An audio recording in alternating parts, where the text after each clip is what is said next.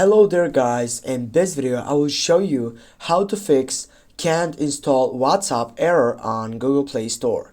Firstly, if you get up into this trouble, just jump up into your settings on your phone and you need to get up onto your applications and you need to find out for manage applications, and on the search box you need to type for Google Play Store.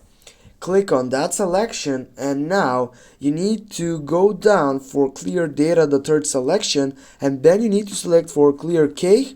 Just click on it, and right after you get into that section you need to get up and go to your Google Play services, go back, type here for Google Play services, here it is. Now go again on clear all data and go for OK. And the last thing what you can do to get up and fix this thing, you can just go and take your phone off and you can go just for power off or reboot on your phone.